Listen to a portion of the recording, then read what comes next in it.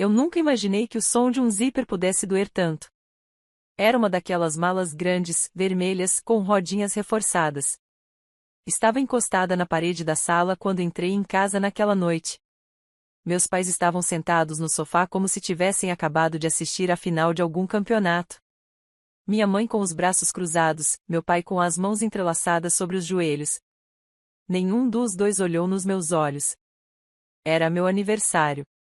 28 anos completos, vividos dentro de uma casa que eu ajudei a sustentar desde os 21.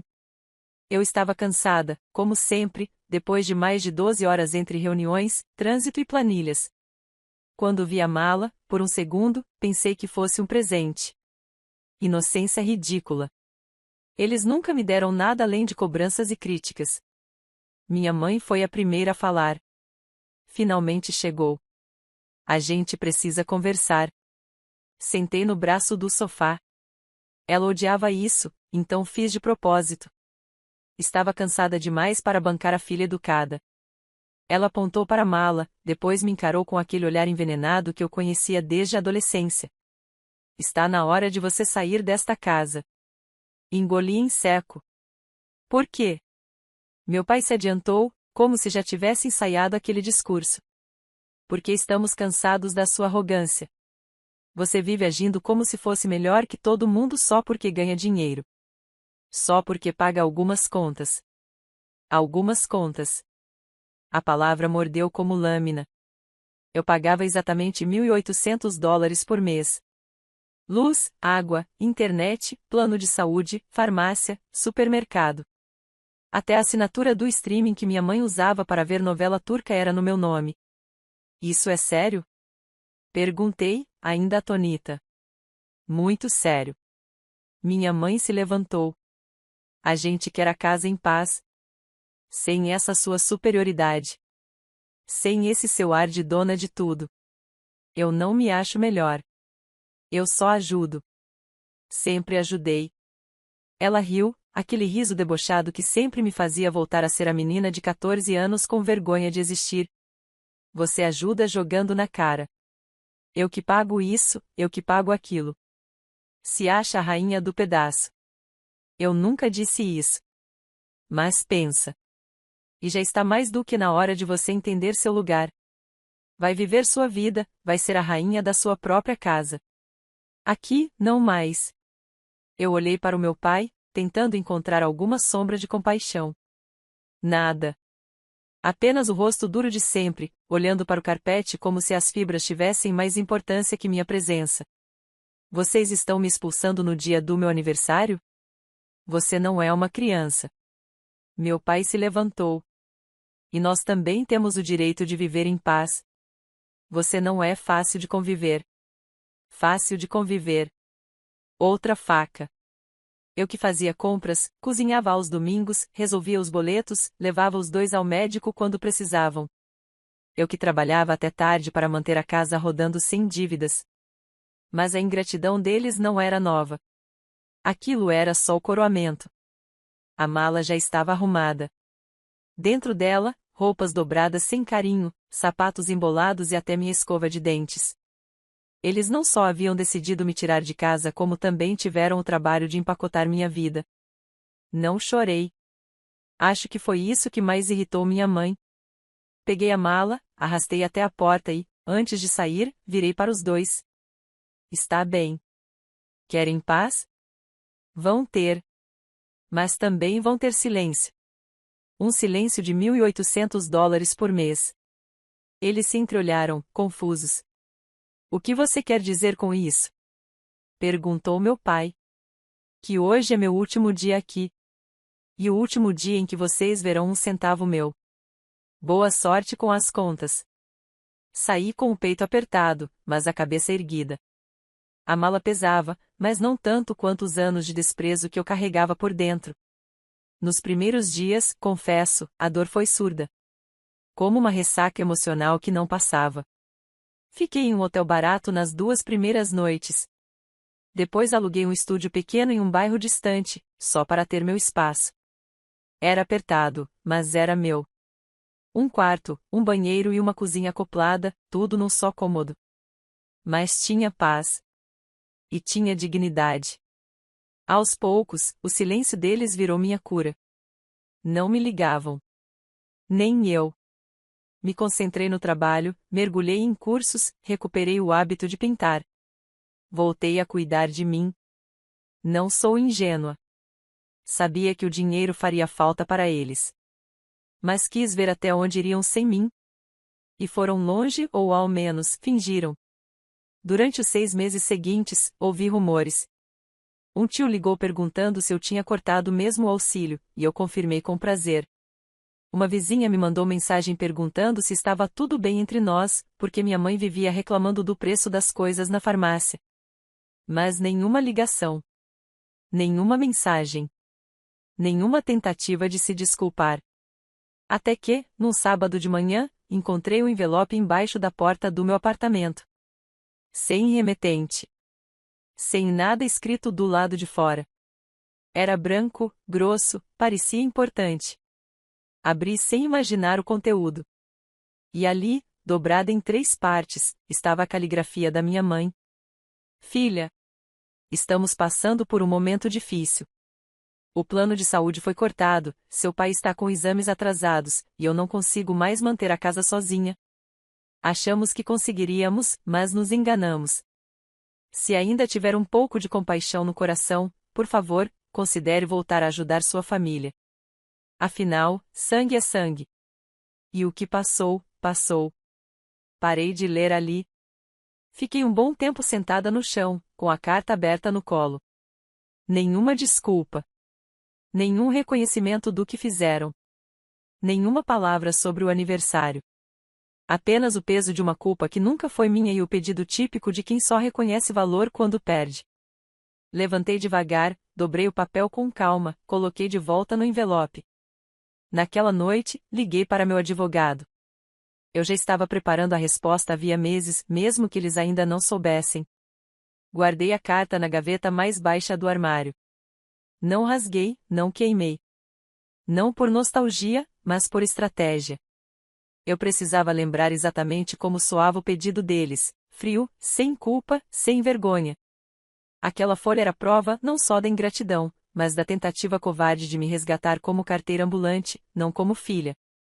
A vida, em 6 meses, havia mudado mais do que em todos os meus 28 anos anteriores.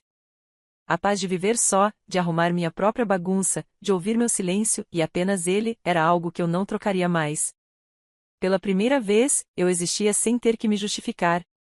Sem ter que andar em pontas de pés dentro da casa em que nasci. Mas eu também não era feita só de paz. Parte de mim ainda queimava. Não por querer vingança à força. Mas porque eles me ensinaram, da pior forma, que quem não impõe limite será usado até a última gota. Na semana seguinte à carta, não respondi. Nem uma linha. Mas comecei a agir. Contratei um contador. Pedi um levantamento completo das contas da casa onde cresci. Todas estavam em meu nome. A assinatura dos serviços, a titularidade das contas. A energia, a água, a internet, tudo havia sido mantido por mim ao longo dos anos porque eles nunca quiseram responsabilidade nenhuma. Me encontrei com o advogado, Sérgio, no escritório pequeno e discreto do centro. Ele era metódico, direto, e talvez a única pessoa em quem confiei plenamente naquela fase. Você tem mais poder do que imagina, disse ele, lendo os contratos. Tecnicamente, você é a responsável legal por todos esses serviços. Se quiser, pode cancelar tudo amanhã. Não. Quero que eles cancelem. Quero que sejam obrigados a ir até os lugares, enfrentar as filas, pagar as dívidas que deixaram e recomeçar. Respirei fundo. Eu só quero o nome deles nos próprios boletos. Sérgio sorriu de leve. Isso eu consigo. Em 2 semanas, a papelada estava pronta. Sérgio protocolou documentos nos órgãos responsáveis, solicitando o encerramento das titularidades e transferência para os ocupantes da residência. Junto com isso, foi enviada uma notificação formal para os meus pais, por correio registrado, com aviso de recebimento. A carta dizia: conforme os registros legais, informamos que os serviços vinculados ao endereço tal serão transferidos para o nome dos atuais moradores. A titular anterior não possui mais responsabilidade sobre quaisquer débitos. Em caso de inadimplência, os serviços poderão ser interrompidos sem aviso prévio. Nada mais justo. A resposta deles chegou em forma de desespero. Primeiro, através de uma ligação da minha mãe. Eu não atendi. Depois, uma mensagem de voz do meu pai. Como você teve coragem de fazer isso com a gente? Você sabe que sua mãe tem pressão alta. A gente errou, tá bom? Mas isso é crueldade. Crueldade. A palavra me provocou um riso seco. Ser expulsa no aniversário, com uma mala pronta, não era crueldade. Mas fazer com que eles finalmente arcassem com suas responsabilidades era? As mensagens vieram em avalanche. Primeiro, tentaram me fazer sentir culpada. Depois, tentaram usar os vizinhos, os tios, até uma ex-colega da faculdade da minha mãe, que me escreveu um texto enorme no Facebook sobre a importância da família. Eu não respondi. Nem me defendi. O silêncio, descobri, machuca mais do que qualquer argumento. Na terceira semana, recebi outra carta. Dessa vez, escrita à mão pelo meu pai. A letra dele era firme, quase autoritária, mesmo tentando parecer cordial. Filha, nós entendemos que você está magoada. Mas você está sendo levada pelo rancor. A casa onde você cresceu está passando por dificuldades. Seu irmão não consegue emprego, sua mãe está adoecendo de preocupação. Você, que sempre foi tão sensata, vai deixar isso acontecer? Meu irmão. Claro. Sempre ele. O queridinho. O que vivia desempregado, mas tinha carro novo. O que batia a porta do meu quarto aos 15 anos me mandando calar a boca porque os amigos estavam no videogame. O mesmo que, aos 26, ainda morava com os meus pais sem pagar uma conta sequer. Agora sou eu que estou sendo insensível? Murmurei, lendo a carta em voz alta, sozinha na minha cozinha. Peguei meu diário. Fazia tempo que não escrevia. Mas naquele dia, as palavras brotaram como ferida aberta. Me expulsaram como se eu fosse um fardo. Me chamaram de arrogante, de insuportável. Eu era o que mantinha a casa de pé. E quando o alicerce caiu, agora sou chamada de fria, insensível. O peso da responsabilidade é aceito até o momento em que você decide colocá-lo no chão. Aí, o mundo desaba. Não por falta de estrutura, mas porque eles não sabem viver sem o que exploravam. Naquela mesma noite, tomei minha decisão. Eu não iria mais ignorar. Eu ia responder. Mas à minha maneira. Era domingo. Vesti uma roupa neutra, prendi o cabelo em um coque firme e bati a porta da casa dos meus pais com a tranquilidade de quem sabe exatamente o que está fazendo. Minha mãe abriu. O rosto dela murchou como papel molhado. O que você quer? Vim conversar. Ela hesitou, mas me deixou entrar. A sala parecia menor. Mais escura. Talvez fosse só impressão, mas havia algo no ar, um cansaço, uma poeira emocional que se espalhava pelos móveis. O sofá estava manchado. As plantas estavam murchas. A energia da casa estava diferente. Meu pai surgiu do corredor, com uma expressão que misturava arrogância e desespero. Se veio nos humilhar, pode ir embora agora. Sentei na mesma poltrona que sempre odiei. Cruzei as pernas e os braços. Falei com calma. Eu vim esclarecer. Não estou aqui para reatar laços, nem para resgatar vínculos. Estou aqui porque vocês me procuraram. E porque, diferente de vocês, eu sei encarar as consequências do que escolho. Minha mãe se sentou devagar. Meu pai permaneceu em pé, como se quisesse impor alguma autoridade inútil, aliás. Quando me expulsaram, continuei, vocês não só me tiraram de casa. Vocês rasgaram tudo que eu representei até aquele momento. Não disseram que estavam chateados. Disseram que estavam cansados de mim. Que queriam paz. Agora que descobriram o que custa viver sem mim, me escrevem como se nada tivesse acontecido? A gente estava com raiva, minha mãe começou, mas eu ergui a mão. Não. Vocês estavam confortáveis demais com a ideia de que eu era só um caixa eletrônico ambulante. Foi isso que disseram, sem usar essas palavras. E agora estão colhendo o que plantaram. Meu pai finalmente falou. Você está sendo rancorosa. Isso não combina com você. Vocês não sabem nada sobre mim. E sabem por quê? Porque nunca quiseram saber. Queriam apenas o que eu podia pagar. Eles ficaram em silêncio. Um silêncio duro, quase arrogante.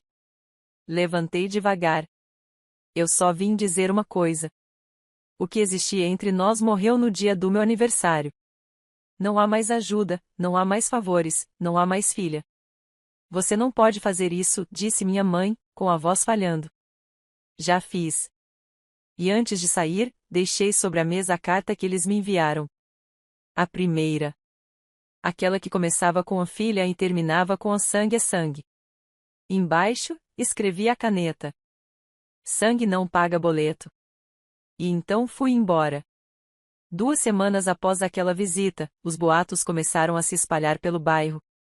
Um conhecido do antigo prédio me mandou uma mensagem, perguntando se era verdade que meus pais estavam com o nome negativado por causa das dívidas das contas. Ignorei. Depois outra. E mais uma. Em pouco tempo, descobri que a casa havia tido a luz cortada por 3 dias. O fornecimento de água havia sido suspenso temporariamente por falta de pagamento. Minha mãe teve que ir pessoalmente até a companhia de energia elétrica com o papel de notificação nas mãos, e dizem que chorou no guichê. Era só o começo. Eu não desejava o sofrimento deles. Desejava justiça. E, às vezes, justiça dói. Comecei a receber ligações anônimas. Desligavam ao atender. Sabia que era minha mãe. Aquela covardia tinha o cheiro dela. Até que, um dia, o número apareceu com o nome completo, Hospital São Gabriel. Atendi sem hesitar. Alô? Boa tarde. Aqui é da recepção do setor de cardiologia. A senhora é a responsável financeira da senhora Beatriz Vasconcelos? Meu sangue gelou. Não mais, respondi com firmeza. Essa informação está desatualizada. Entendi. É que ela passou seu número como contato de emergência. Está se sentindo mal, pressão muito alta, veio sozinha. Fechei os olhos. Era um truque. Eu conhecia essa peça. Usaria até um hospital para me arrancar alguma reação. Ela está consciente? Está, sim. Então diga a ela que a filha dela mandou um recado, boa sorte com a vida que escolheu. E desliguei. Ali, pela primeira vez, senti algo parecido com liberdade. Não alívio. Liberdade. A diferença entre os dois é sutil. O alívio é momentâneo, mas a liberdade permanece. Na semana seguinte, eu estava em uma conferência internacional do trabalho quando o telefone tocou.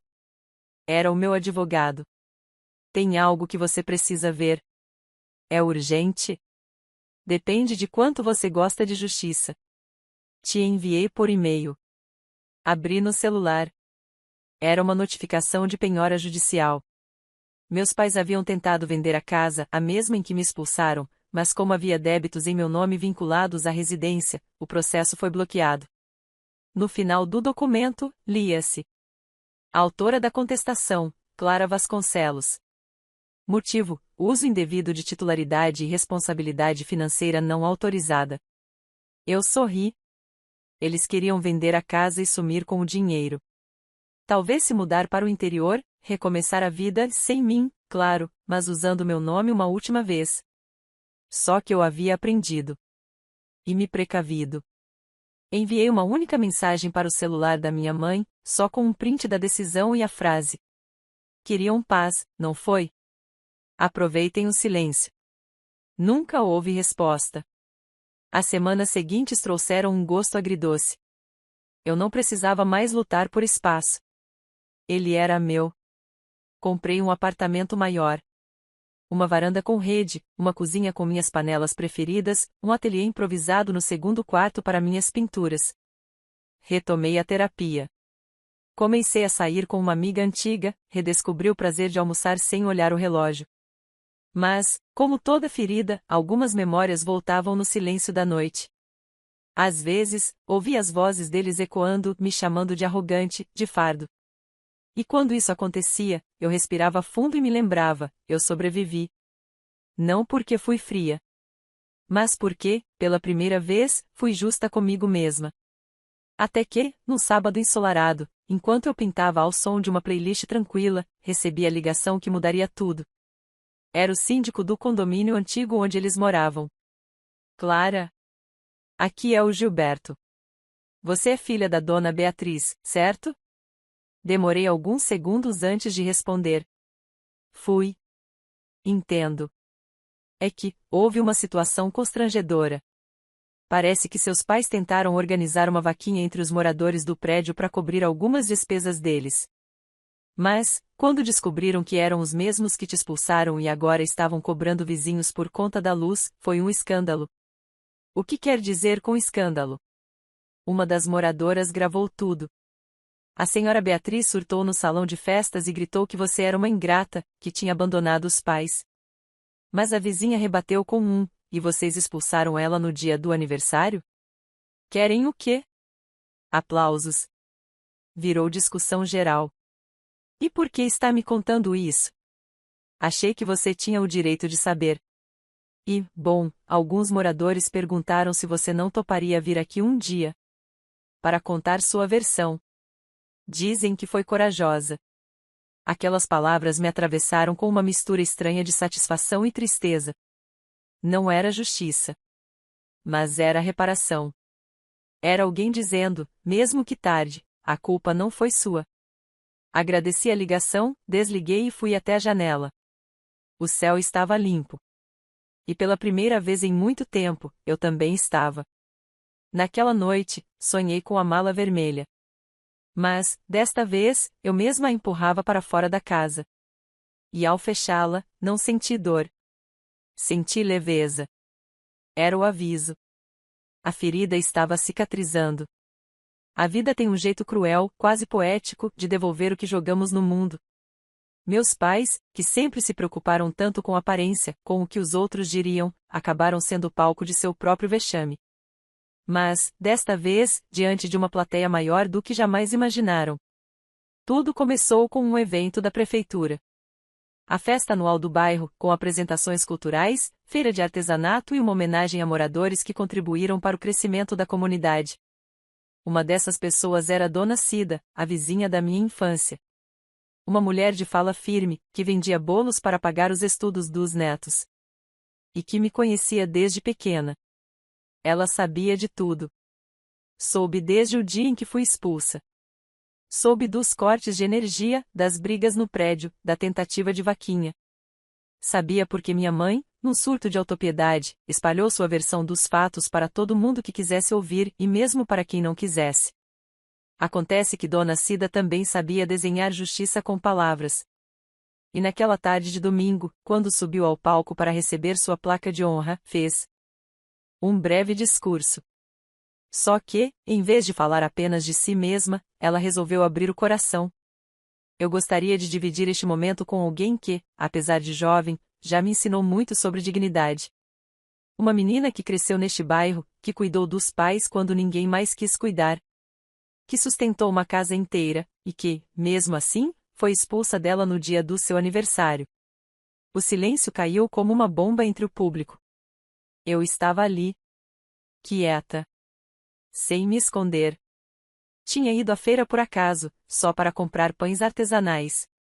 Mas quando ouvi o começo do discurso, congelei. Essa menina é minha vizinha. Clara Vasconcelos.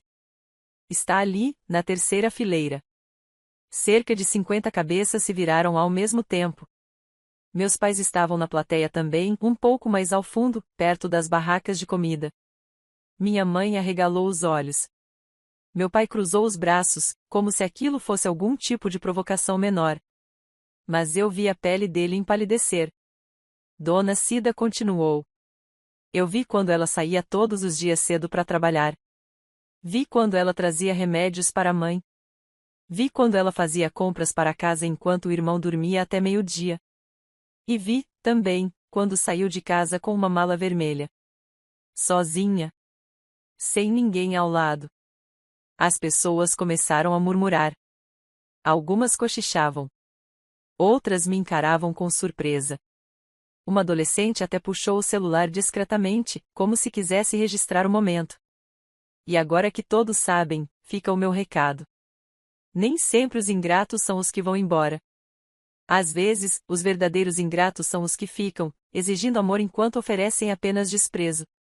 As palmas vieram tímidas no começo. Depois fortes. Depois ensurdecedoras. Eu fiquei sentada, sem conseguir me mexer. Senti as lágrimas brotarem, mas segurei firme. Não chorei. Não por orgulho, mas porque havia algo maior pulsando em mim. Algo parecido com justiça. Com redenção. Na saída, um grupo de pessoas me abordou. Você é a Clara? Sinto muito pelo que passou. Você foi muito corajosa. Cada frase dessas era como uma pá de cal sobre a máscara dos meus pais. E eles viram. Estavam ali. Vendo cada elogio. Cada abraço. Cada palavra que desmentia a imagem de filha ingrata que tentaram colar em mim. Naquela noite, recebi a última ligação. Minha mãe. Não se sinta tão vitoriosa, disse, com a voz trêmula. Isso tudo vai passar. As pessoas esquecem. Pode até ser, respondi, com calma. Mas eu não. Ela respirou fundo. Do outro lado da linha, ouvi a televisão de volume alto, abafando qualquer som de dignidade que ainda restasse. Por que você nunca nos deu uma chance de explicar? Porque vocês me deram uma mala. E eu a usei. Pausa. Agora vocês podem usar o silêncio. Ou, se preferirem, as explicações públicas. Parece que vão precisar delas. Desliguei. Na semana seguinte, a história correu mais ainda. Uma das falas de Dona Cida foi parar nas redes sociais. Um canal local da internet publicou o trecho do discurso. Não demorou para alguém descobrir meu nome. Fui procurada por uma jornalista que queria saber mais. Você quer falar? Ela perguntou. Pensei por um momento. Não queria parecer alguém que se alimenta de escândalo. Mas percebi que havia ali uma chance de mostrar que não era sobre vingança, era sobre sobrevivência. Concordei. A entrevista foi simples, direta. Contei os fatos. Falei do apoio que nunca tive, do dia do meu aniversário, da mala vermelha. Não ataquei ninguém diretamente, mas as entrelinhas diziam tudo. E no fim, a jornalista perguntou: se pudesse voltar no tempo, o que diria para aquela Clara de 6 meses atrás, com a mala na mão? Sorri. Respirei fundo. Eu diria: você vai sofrer, sim. Vai se sentir sozinha. Vai duvidar de si mesma. Mas vai sobreviver. E quando o mundo tentar te convencer de que você é ingrata, vai ter coragem de olhar para trás e dizer: eu me salvei. Ninguém mais fez isso por mim. A matéria viralizou. E meus pais? Bem, foram vistos saindo do bairro poucos dias depois. Dizem que venderam o carro, mudarão-se para um lugar mais afastado. Alguns acham que foi vergonha. Outros, desespero. Pouco importa. A verdade é que eles foram vencidos pelo próprio jogo. E eu? Eu fui reconstruída pelas ruínas que eles deixaram. A vida segue. E, às vezes, segue melhor do que a gente ousou sonhar. 3 meses depois da entrevista, minha rotina havia mudado por completo. A Clara que olhava para o teto durante as madrugadas se perguntando se havia exagerado, se talvez tivesse sido dura demais, já não existia. No lugar dela, havia uma mulher firme, de passos seguros, que sabia exatamente o que merecia e o que nunca mais aceitaria. A repercussão da matéria atraiu atenção para o meu trabalho. Fui convidada para palestrar em um congresso de mulheres empreendedoras, onde falei não só de negócios, mas de limites. Recebi mensagens de pessoas que eu nunca conheci, contando histórias parecidas. Gente que foi usada pela própria família. Gente que foi chamada de arrogante só por ser independente. Fui crescendo. Por dentro e por fora. Abri meu próprio espaço de criação artística, um estúdio onde ensinava pintura aos finais de semana. Era pequeno, mas tinha alma. E, pela primeira vez, eu vi a beleza onde antes só havia cansaço. Cada tela vendida era uma vitória pessoal. Cada aluna que me dizia "você me inspira" era um tijolo a mais na reconstrução da minha identidade. Um dia, saindo de uma dessas oficinas, encontrei algo inesperado, um envelope deixado na portaria do estúdio. Reconheci a letra antes mesmo de abrir. Era do meu pai. Clara. Seu irmão está morando na garagem de um conhecido. Sua mãe teve que vender as joias para pagar o plano de saúde. Estamos tentando recomeçar.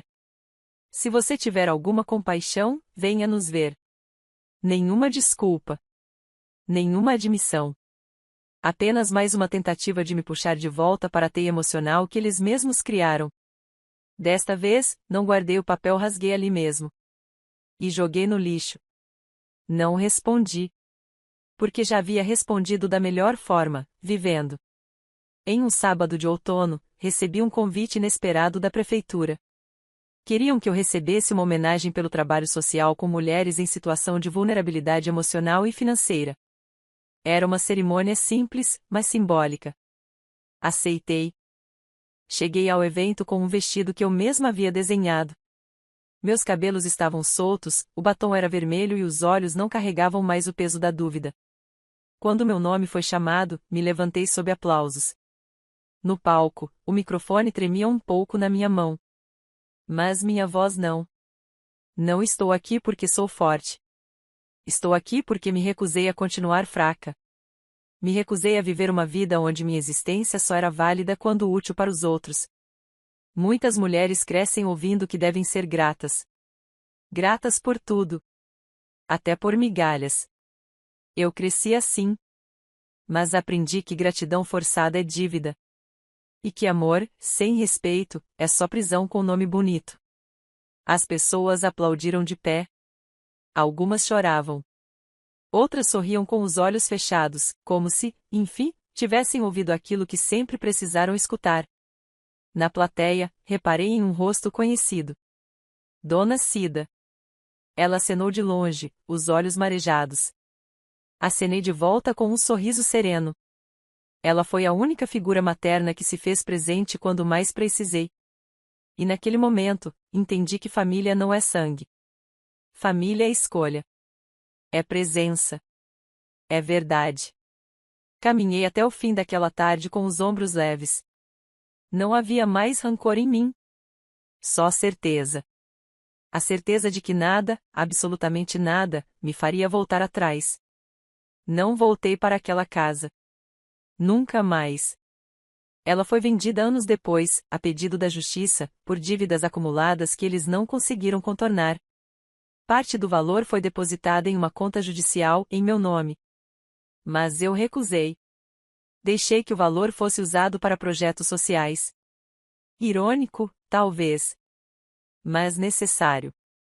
Devolver algo ao mundo que, apesar de tudo, me acolheu quando mais precisei. Meus pais? Nunca mais os vi. Ouvi que se mudaram para longe, que o orgulho que sempre cultivaram virou uma ruína difícil de esconder. Ninguém mais os chama de exemplos. Ninguém mais os escuta com respeito. E eu? Eu estou aqui. Firme. De pé. Com a mala vermelha guardada em cima do armário, como um lembrete. O que eles usaram para me expulsar foi o que me libertou. Hoje, se me perguntam como tive forças para seguir, respondo com tranquilidade. Eu parei de me explicar para quem só queria me diminuir. E comecei a viver como quem não deve nada a ninguém. Porque não devo mesmo. Fim.